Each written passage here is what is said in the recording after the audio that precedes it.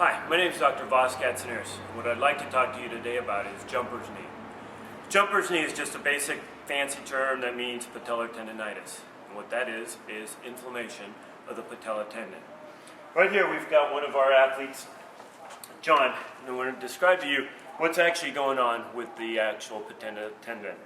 Now, jumper's knee, as the name implies, involves athletes who jump a lot, basketball players, volleyball players. And what ends up happening is when your quad muscles are pulling, it creates a shearing force on the patella tendon, creating inflammation.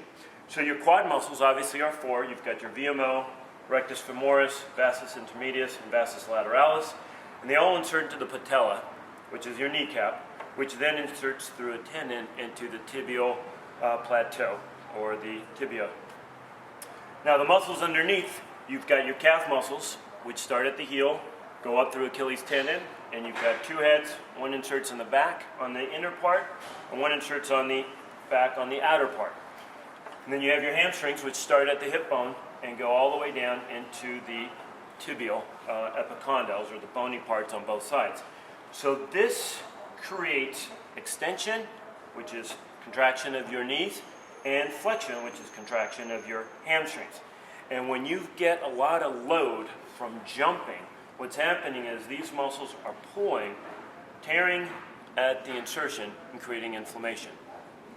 So what I'd like to talk to you today about is certain exercises and also certain treatments that we can do to help with your jumper's knee.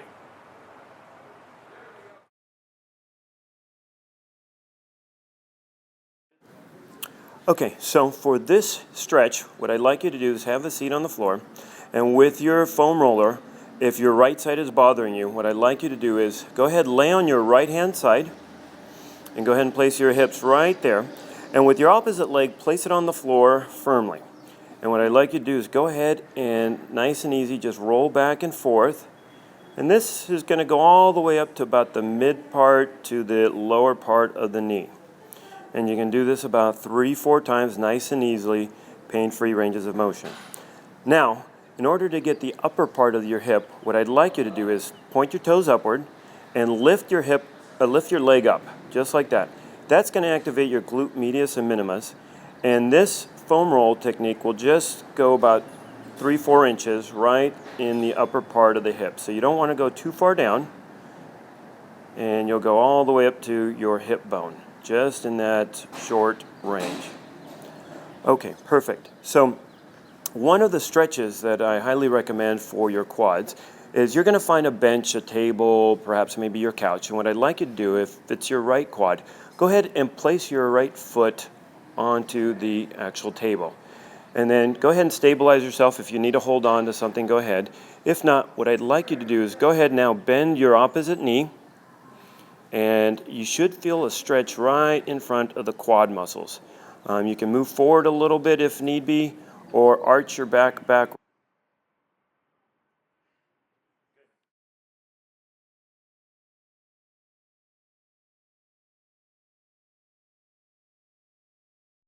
So if the stretches or the foam rolling doesn't help or doesn't really fix the problem, the next treatment I would recommend is active release techniques, or ART. ART is a sports medicine treatment which treats muscles, ligaments, tendons, fascia. And what it does is it works on specific muscles to help break down the scar tissue, get rid of the inflammation, and help with the muscle tightness.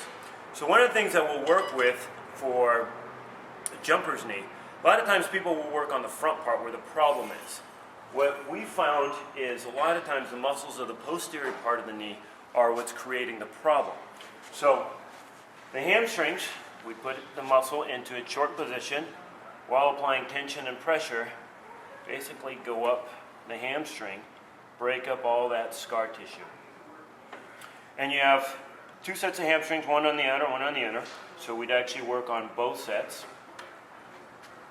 breaking up a lot of the scar tissue and tightness right in there.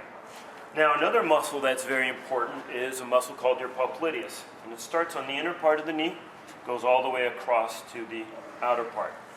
And the way we'll do this is externally rotate his ankle while applying tension and pressure. Now, the important part of this muscle is that it actually locks your knee when you're standing. So when you're standing straight and your knees are bent and you fully extend, that's the muscle that actually creates that movement pattern.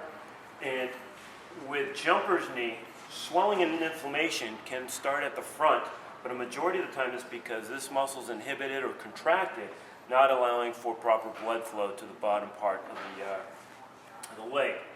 Now the last thing that we'll work on is actually your VMO muscle, and that's on the inner part, and that's a teardrop muscle in bodybuilders and athletes, and that helps with knee stability. So very important that when we treat jumper's knee, we're taking a look at the vastus medialis, the VMO, the popliteus, and also the hamstring muscles. So hope that helps, and we'll talk to you later. Take care.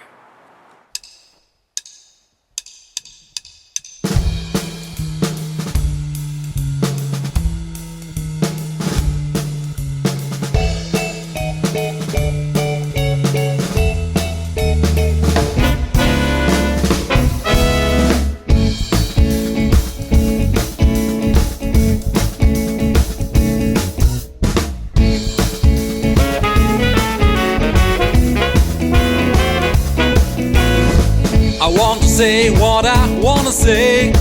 I want to feel how I want me to feel. I want to do what no one else has done. Somehow I realize that I want too much. I want to go where no one else